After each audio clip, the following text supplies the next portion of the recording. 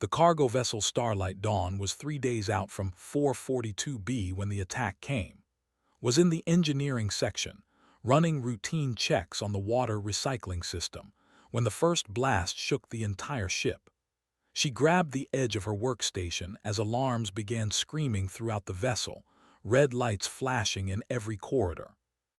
"All hands, we are under attack," Captain Wells announced over the intercom, his voice tight with controlled fear. "This is not a drill. Report to emergency stations immediately." Ran. She had trained for emergencies during her 6 years working on colony ships and mining stations, but training was different from reality. The corridor tilted as another blast struck the Starlight Dawn, and she slammed into the wall hard enough to see stars. Somewhere behind her, she heard screaming. Somewhere ahead, she heard the unmistakable sound of metal tearing apart. The Starlight Dawn was a civilian cargo vessel. It had no weapons. It had minimal shields. It was designed to transport supplies and personnel between established colonies, not to fight off hostile forces. The ship's only defense was its speed, and whoever was attacking them had already disabled the engines. Reached the emergency station near the life pod bay and found chaos waiting for her. A dozen crew members were crowded around the pods, shouting and pushing. Chief Engineer Martinez was trying to maintain order, but his voice was lost in the panic. Through the viewport, could see the attacking vessel for the first time, a massive ship shaped like a blade, its hull covered in strange markings that seemed to absorb light rather than reflect it. "We need to get to the pods," someone was shouting. "They're going to breach the hull." "The pods won't help," Martinez shouted back. "Look at that ship. They'll pick us off one by one." Pushed her way forward trying to reach Martinez. He was the most experienced person in the room and she trusted his judgment. But before she could reach him, the wall exploded inward. Metal fragments flew through the air like shrapnel and was thrown backward by the force of the blast. She hit the ground hard, her head striking something solid, and the world dissolved into static and pain. The last thing she saw before losing consciousness was a figure stepping through the breach in the hull.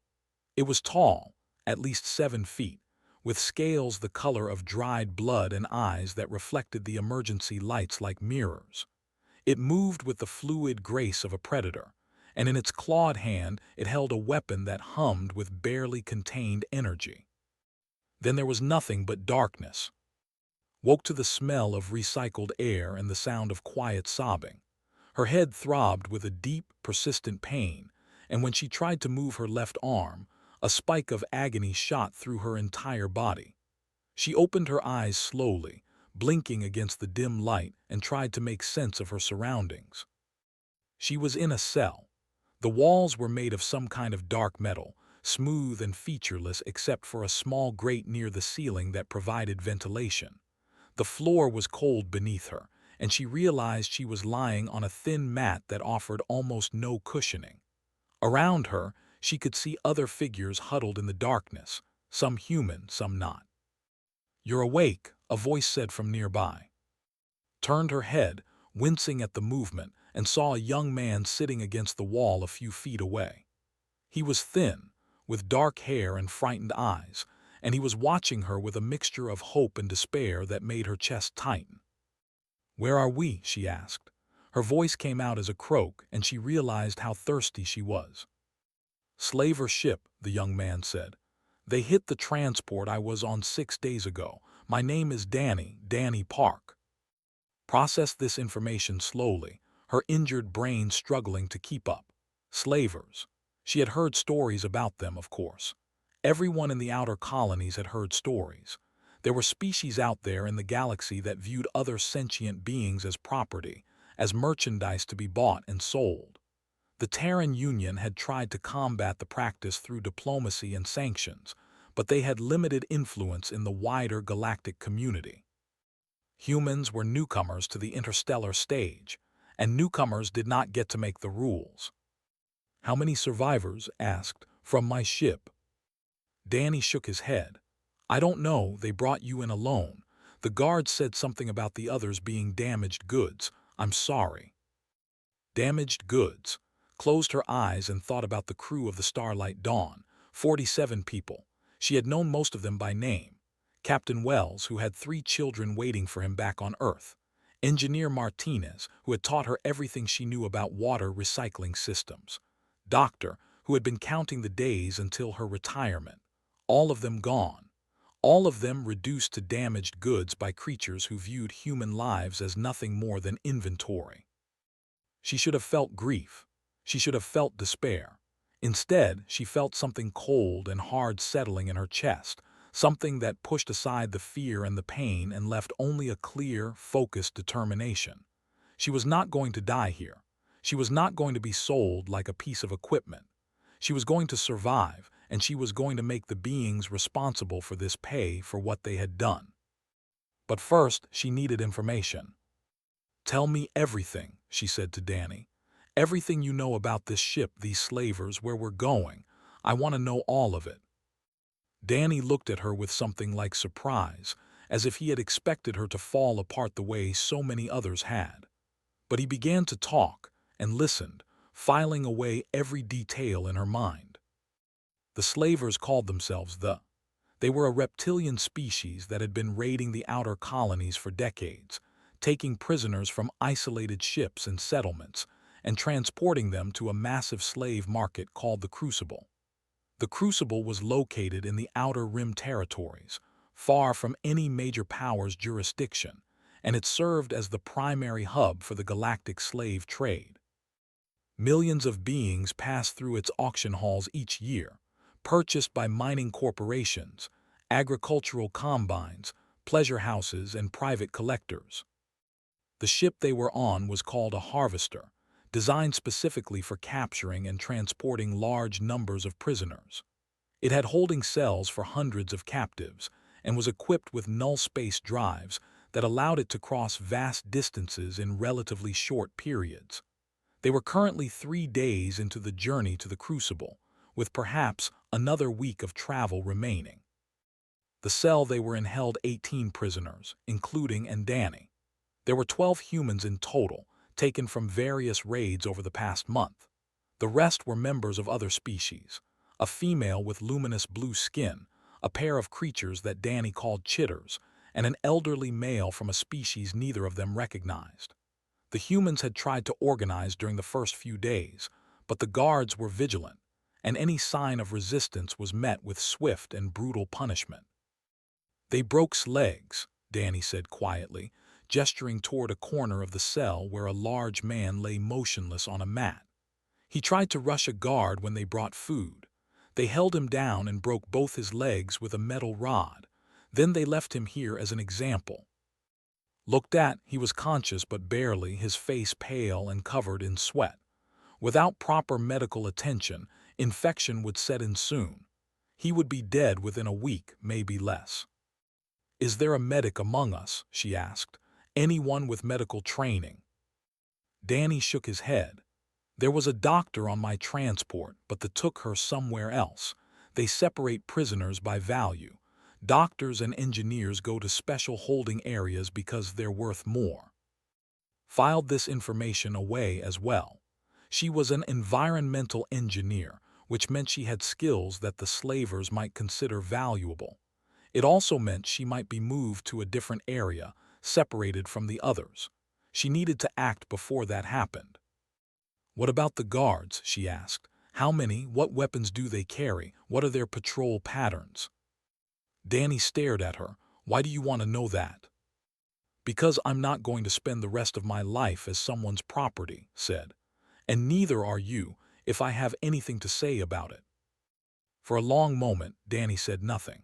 He just looked at her with those frightened eyes and could see the war playing out inside him. Part of him wanted to believe her, wanted to hold on to the hope that escape was possible. Another part had already given up, had already accepted that their fate was sealed, had seen that look before on the faces of colonists who had survived disasters and plagues and all the other catastrophes that plagued humanity's expansion into space. Some people broke under pressure. Others became something harder, something more dangerous. Had always been the second type. There are 6 guards assigned to this section, Danny finally said. They carry pulse weapons, the kind that can stun or kill depending on the setting. They do rounds every 2 hours and they bring food twice a day. The cell doors are magnetically sealed, controlled from a central station somewhere else on the ship. That's all I know. It wasn't much, but it was a start. Thanked Danny and then fell silent, her mind already working through possibilities and scenarios. Escape from the ship itself seemed impossible given their current situation. They had no weapons, no tools, no knowledge of the ship's layout beyond this single cell. Any attempt to overpower the guards would likely result in casualties, and even if they succeeded, they would still be trapped on a vessel traveling through null space with nowhere to go. But the ship was not their final destination. The Crucible was. If could not escape from the Harvester, perhaps she could escape from the slave market itself. It would be larger, more complex, with more opportunities for confusion and misdirection. There would be other prisoners, potentially hundreds or thousands of them, who might be willing to join a coordinated effort. And there would be weaknesses in the security, gaps in the surveillance, moments when the guards let down their vigilance. She just needed to survive long enough to find them. The days that followed were the hardest of life. They treated their prisoners with casual cruelty, not because they were sadistic, but because they simply did not view their captives as beings worthy of consideration. They were livestock, inventory, units to be processed and sold. The guards distributed food once in the morning and once in the evening, thin gruel that provided barely enough nutrients to keep the prisoners alive. Water was rationed, doled out in small cups that left everyone constantly thirsty. Medical care was non-existent, and died on the 4th day, his body left in the cell for 6 hours before the guards finally came to remove it. Used every moment of those long, terrible days to observe and learn. She studied the guards, memorizing their faces and voices, noting which ones were alert and which ones were careless. She mapped the cell in her mind, calculating its dimensions and identifying potential weak points. She talked to the other prisoners, gathering information about their backgrounds and skills, identifying those who might be useful allies and those who had already surrendered to despair. The female, whose name was Ha, proved to be particularly valuable. She had been a systems engineer before her capture, working on a research station that studied stellar phenomena. Her species had excellent memories and a natural aptitude for technology, and she had spent her time on the Harvester quietly observing the ship's systems. She knew, for example, that the magnetic locks on the cell doors operated on a specific frequency, and that a strong enough electromagnetic pulse could potentially disrupt them. She knew that the guards' weapons had a limited charge and needed to be recharged every 12 hours. She knew that the ship's hull was weakest near the engine section, where thermal stress had created microscopic fractures in the metal. "You are planning something," Ha said one night, her voice barely above a whisper. Her luminous blue skin gave off a faint glow in the darkness, enough to see the intelligence in her large, dark eyes. "I can see it in the way you watch everything, the way you ask questions." Considered denying it, but something told her that Ha would not believe the lie. They were known for their perceptiveness, their ability to read emotional cues that other species missed. "I'm thinking about escape," admitted. "Not from this ship, from the Crucible." Ha was quiet for a moment. The Crucible is the largest slave market in the Outer Rim. It has been operating for over 300 years.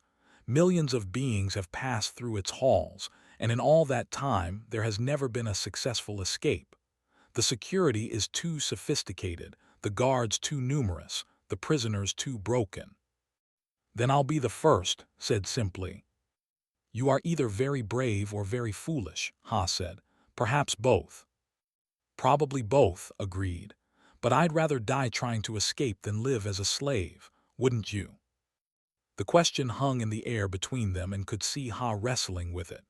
They had a reputation for being peaceful, intellectual, more interested in knowledge than in conflict. They were not a warrior species. They did not have a history of violent resistance or military conquest, but they were also proud, and they valued freedom above almost everything else. "Yes," Ha finally said, "I would rather die free than live in chains. What do you need from me?" "Information," said. "Everything you can learn about the Crucible, its layout, its security systems, its weaknesses. When we get there, I want to know that place better than the beings who built it." Han nodded slowly. "I will do what I can, but you should know that they are not the only ones running the Crucible. There are other species involved, other powers. Some of them are far more dangerous than simple slavers." Had expected as much. The slave trade was too profitable to be controlled by a single species. There would be partnerships, alliances, competing factions vying for control of the market. That complexity might work in her favor. Where there was competition, there was conflict. Where there was conflict, there was opportunity. "Tell me about them," she said. "Tell me everything." The Harvester ship dropped out of null space on the 8th day. Knew the moment it happened because the constant low hum that had permeated the vessel since their departure suddenly changed, becoming higher-pitched and more erratic. The lights in the cell flickered, and she felt a strange sensation in her stomach, as if gravity had momentarily lost its grip on her body. "We're here," Danny said. His voice was flat, defeated. Whatever hope had managed to kindle in him over the past week had faded as they drew closer to their destination. The Crucible. The guards came for them an hour later. They moved through the cells with practiced efficiency, herding prisoners into long lines and securing them with magnetic restraints that locked their wrists together behind their backs.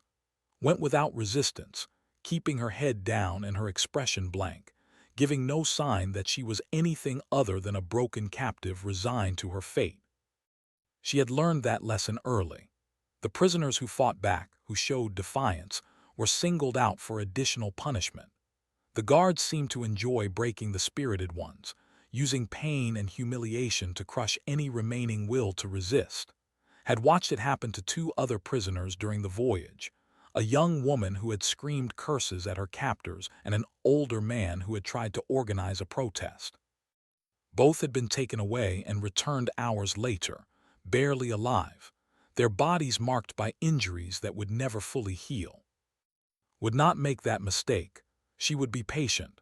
She would be compliant.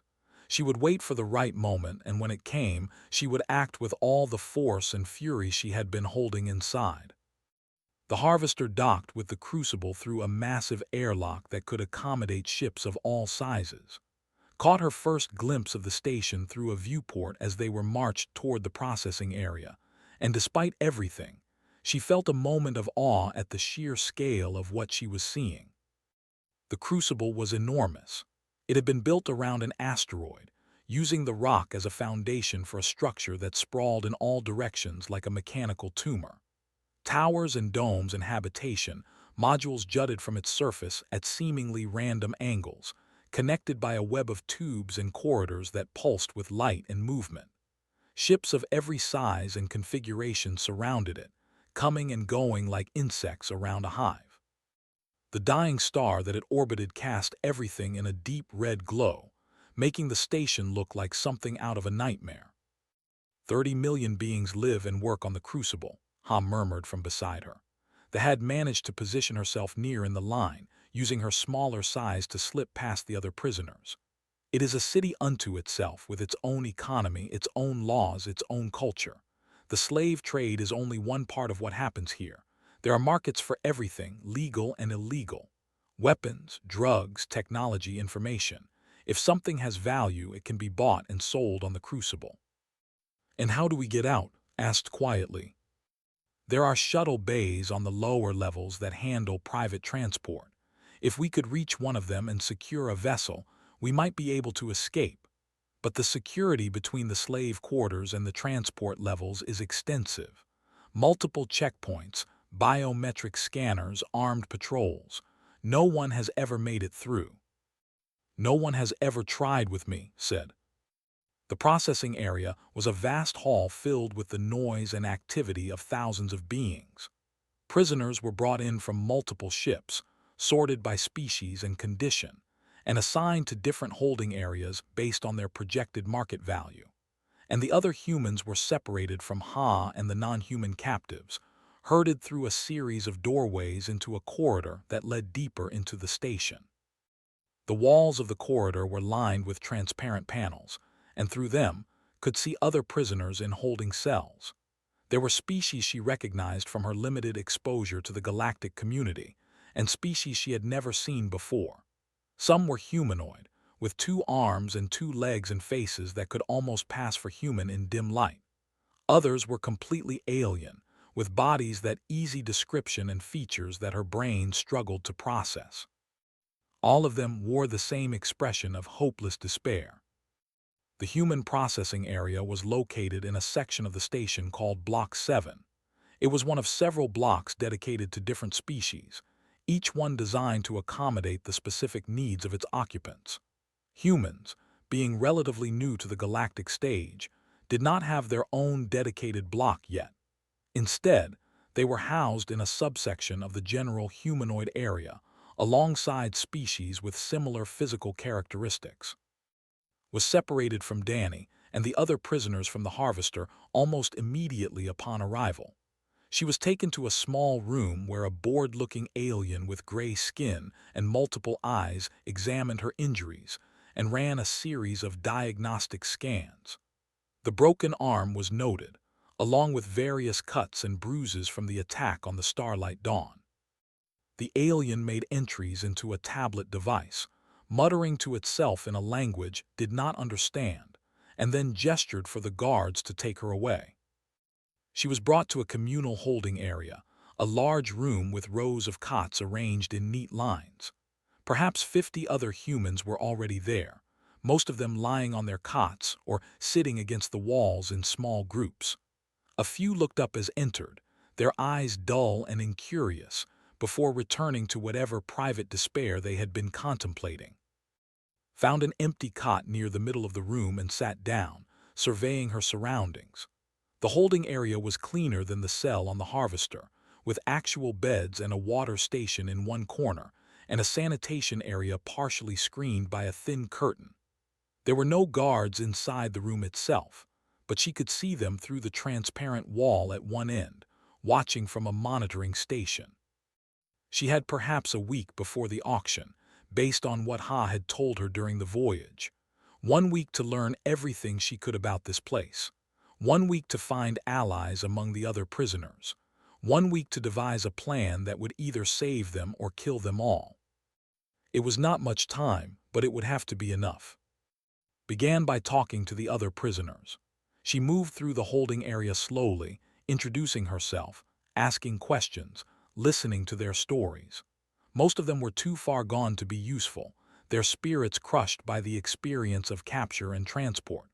But a few still had some fight left in them, some spark of defiance that had not been extinguished by the horrors they had witnessed. She found Maria Santos on the second day. Maria was a paramedic who had been working on a colony ship called the Venture when it was attacked by raiders 3 weeks earlier.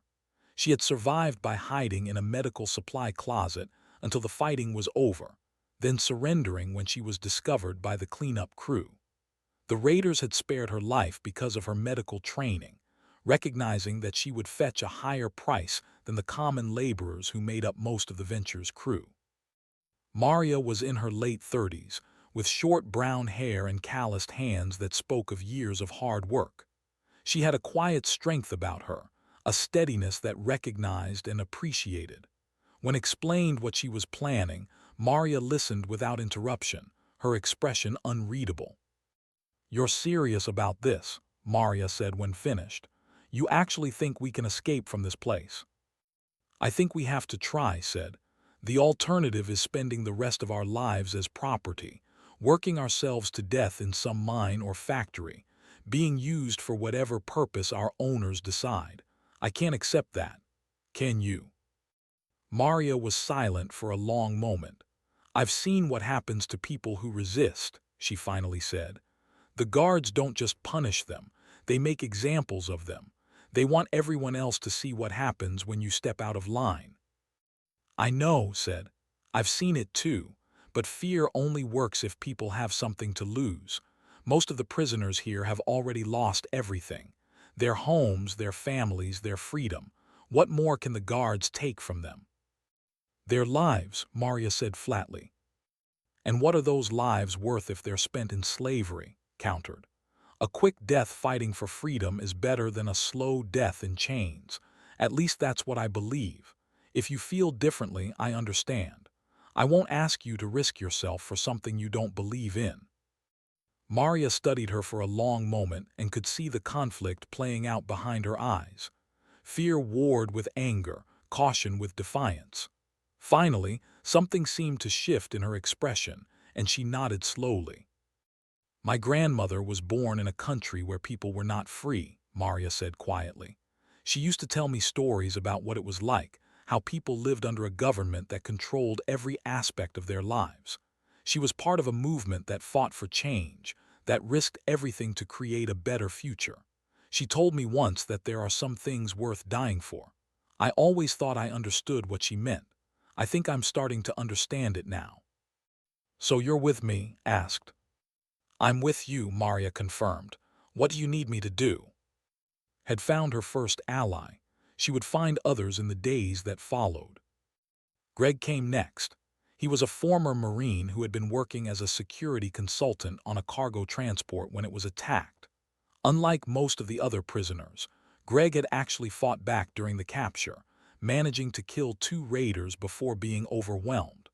The slavers had beaten him severely as punishment, but they had kept him alive because his combat experience made him valuable to certain buyers. Greg was big, with broad shoulders and hands that looked capable of crushing rock, but it was his eyes that caught attention. They were hard, calculating, constantly scanning his surroundings for threats and opportunities. When approached him, he listened to her proposal with the focused attention of someone evaluating a tactical situation. The security on this station is professional, Greg said when she finished. These aren't just thugs with weapons. They know what they're doing. Any escape attempt will have to be fast, coordinated, and overwhelming. We can't give them time to respond. I know, said. That's why I need people with military experience. People who know how to fight, how to plan operations, how to maintain discipline under pressure. And you think I'm one of those people? I think you're exactly one of those people. Am I wrong? Greg smiled, and there was something dangerous in it. No, you're not wrong. I've been waiting for someone to come along with a plan that wasn't completely suicidal. What you're describing is only mostly suicidal. That's an improvement. High praise, said dryly. From me? Yes, it is. Greg leaned forward, lowering his voice. Look, I'm not going to pretend I have all the answers. I don't know this station, I don't know the security protocols, and I don't know the enemy's capabilities. But I know how to fight, and I know how to lead people in a fight. If you can give me the information I need, I can help you plan an operation that has at least a chance of succeeding. Then let's get to work, said. Over the next several days, built a network of resistance among the human prisoners. She identified those who still had the will to fight and those who had given up entirely. She found specialists who could contribute specific skills, a communications technician who understood radio frequencies, an engineer who knew how to bypass security systems, a former pilot who could operate multiple types of spacecraft. Each person she recruited brought something valuable to the effort, and each one spread the word to others who might be sympathetic. She also renewed contact with Ha. They had been placed in a different holding area, but the prisoners from various species were occasionally brought together for medical examinations and processing procedures. During one such encounter, managed to exchange information with her alien ally, passing small notes written on scraps of fabric torn from her clothing. Ha had been busy as well. She had managed to access a maintenance terminal during a work detail, downloading schematics of the station's power systems and security networks. The information she provided was invaluable, revealing weaknesses in the Crucible's defenses that had not anticipated. The station's power was generated by a massive fusion reactor located in the core facility, 3 levels below the auction halls. This reactor was the heart of the crucible, providing energy for everything from life support to security systems to the magnetic shields that protected the station from the radiation of the dying star. If the reactor were damaged or destroyed, the entire station would be thrown into chaos. It was a dangerous thought, one that carried implications did not want to consider too closely. The crucible housed millions of beings, most of them innocent civilians who had nothing to do with the slave trade. Destroying the reactor would kill not just the slavers but countless others who had simply been unlucky enough to be in the wrong place at the wrong time. But also knew that half measures would not work. They and their partners had been running this operation for centuries. They had seen countless escape attempts, had developed countermeasures for every conceivable threat. Any plan that relied on subtlety or precision would almost certainly fail. The only way to create the kind of chaos necessary for escape was to do something so dramatic, so overwhelming, that the security forces would not be able to respond effectively. She would give the order if she had to. She would destroy the crucible and everyone on it if that was the only way to free her people. The thought sickened her, but she forced herself to accept it. In war, there were no clean choices. There was only survival and the cost of achieving it. The auction was scheduled for 5 days after his arrival at the crucible. She learned this from the guards, who announced it during one of their periodic inspections of the holding area. The human prisoners would be sold in a special session dedicated to exotic species, alongside chitters and various other beings that wealthy collectors found interesting. 5 days, it was not enough time. Redoubled her efforts, spending every waking moment planning and preparing. She held secret meetings with her key allies, explaining the plan in broad strokes and assigning specific roles to each person. Greg would lead the initial assault on the security station, using a team of former military personnel to overwhelm the guards and secure their weapons. Maria Santos would establish a medical station to treat the wounded, using supplies stolen from the processing center. The communications technician, a young woman named Rachel, would attempt to jam the station's internal communications to prevent the security forces from coordinating their response. The most dangerous part of the plan would fall to herself. She would lead a small team to the power core, fighting through whatever opposition they encountered, and either disable the reactor or destroy it entirely. If they succeeded, the resulting chaos would provide cover for the main body of prisoners to fight their way to the shuttle bays. If they failed, everyone would die. It was not a good plan. It was desperate and bloody and likely to result in massive casualties on both sides. But it was the only plan they had, and would rather die fighting than live as a slave. 3 days before the auction, they came for her. She was sitting on her cot, reviewing the mental map she had constructed of the station's layout, when 2 guards entered the holding area. They walked directly to her position, their weapons drawn, and gestured for her to stand. "You," one of them said in heavily accented standard, "come with us." His heart hammered in her chest, but she kept her expression blank as she rose to her feet. Had they discovered her plans? Had someone betrayed her? She could feel the eyes of the other prisoners on her as the guards secured her wrists and led her out of the holding area, and she resisted the urge to look back. They took her through a series of corridors that she had not seen before, deeper into the station's interior. The architecture changed as they walked, becoming more ornate and expensive-looking. Wherever they were going, it was not to the punishment cells that she had heard rumors about. This was something different. Finally, they arrived at a large door guarded by 2 more warriors. One of the guards spoke into a communication device, and after a moment the door slid open, was pushed inside, and the door closed behind her. She found herself in a spacious office, decorated with trophies and artifacts from dozens of worlds. A massive desk dominated the center of the room, and behind it sat a she recognized immediately. It was Commander, the leader of the raiders who had attacked the Starlight Dawn, the being who had killed her and reduced her to merchandise. You said, and she could not keep the hatred out of her voice. Regarded her with what might have been amusement. His scales shifted color slightly, becoming lighter at the edges, and his vertical pupils dilated as he studied her. You remember me, he said. His standard was much better than the guards almost. I am flattered. Most of the soft ones blend together in my memory, but you I recall. You were the one we pulled from the wreckage of that cargo vessel, the only survivor. The only one you let survive, you mean? Perhaps, rose from his desk and walked around it, approaching her slowly. He was even larger than she remembered, towering over her by at least 2 feet.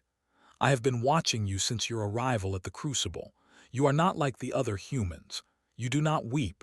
You do not beg. You observe. You plan. You are thinking about escape. Said nothing. She kept her expression neutral, but inside, her mind was racing. If knew about her plans, she was already dead. The only question was whether he would torture her first to extract the names of her co-conspirators. Do not worry, said, as if reading her thoughts. I am not going to turn you over to the security forces. Your little rebellion is of no concern to me. In fact, I find it amusing. Amusing, repeated.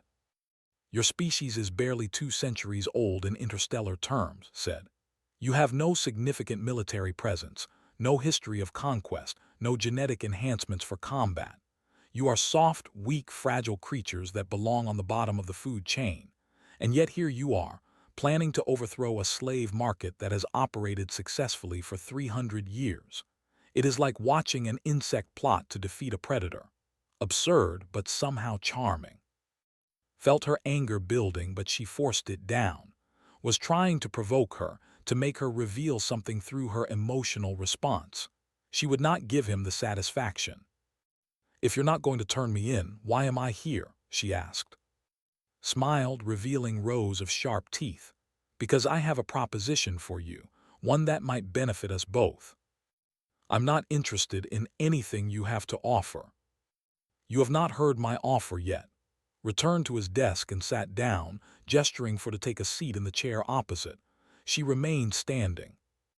As you wish, he said, seemingly unbothered by her defiance. Here is my proposition. I am willing to let you escape. I will provide you with the codes to disable the security systems, the location of a shuttle that has been prepared for launch, and safe passage off this station. In exchange, you will perform a small service for me. Stared at him, certain she had misheard. You want to help me escape. I want to use you, corrected. There is a difference. The Crucible is not controlled by a single faction, as you may have learned. There are many interests competing for dominance here, and the current balance of power does not favor my clan. An incident like a slave rebellion would create chaos that I could exploit. Many of my rivals would be weakened or destroyed. My position would be strengthened. You want me to start a rebellion so you can profit from it, said flatly. Essentially, yes. And what happens to the other prisoners? The ones who fight and die so that you can advance your political agenda. Shrugged, a gesture he had clearly learned from his human captives. What happens to them is not my concern. Some will escape. Most will die. Such is the nature of rebellion, but you will survive. That is my offer. Take it or leave it. Was silent for a long moment, considering her options. Was offering her exactly what she needed. Inside information, access codes, a way off the station. With his help, her chances of success would improve dramatically. But accepting his help would mean becoming complicit in whatever scheme he was running. It would mean sacrificing her fellow prisoners as pawns in a game she did not fully understand. And yet, she thought, would the outcome really be different without his help? She had always known that many people would die in the escape attempt. She had accepted that cost because she believed the alternative was worse. Did it matter whether those deaths served her purposes or as long as the end result was freedom? She looked at the commander, at his predator's eyes and his sharp-toothed smile, and she made her decision. No, she said. Smile faded. No. I don't make deals with slavers, said. I don't care what you're offering. I won't be your tool. You would rather die than accept my help. I would rather take my chances than owe you anything. Met his gaze steadily, refusing to look away. You see me as a weak, soft creature, an insect, you said. Maybe you're right, but insects have survived for hundreds of millions of years on Earth. They've outlasted predators 1,000 times their size. Do you know why? Said nothing, but his scales had darkened, a sign of displeasure. Because they don't give up, said. Because no matter how many of them you kill, there are always more. Because they adapt, they evolve, they find ways to survive that you never expected. You think humans are prey animals that learn to use tools. You're wrong. We're something much more dangerous. We're survivors, and we're not going to stop until we're free.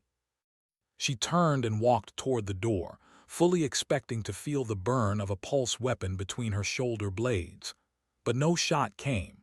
When she glanced back, was still sitting at his desk, watching her with an expression she could not read. You are a fool, he said quietly. But you are an interesting fool. I look forward to seeing how your rebellion unfolds. The guards took her back to the holding area and walked among the other prisoners with a new sense of clarity. She had refused offer not because she was brave or noble, but because she had seen the trap hidden within it. Any escape that depended on the goodwill of a slaver was not really an escape. It was just a longer chain. She would do this her way, or she would not do it at all. 2 days remained until the auction. 2 days to finalize the plan, to position her people, to prepare for the moment when everything would change. Had been many things in her 32 years of life. A daughter, a student, an engineer, a survivor. Now she was something else. She was a leader, and she would lead her people to freedom or die trying. The first step was gathering everyone she trusted for a final meeting. It would have to be done carefully, without attracting the attention of the guards. But she had been careful for days now, and she would be careful for 2 more. Then, when the moment came, she would throw caution aside and fight with everything she had. For the crew of the Starlight Dawn. For Danny and Maria and Greg and all the others who had been taken from their homes. For Ha and thee and every being in this station who had been reduced to property. She would burn the crucible to the ground.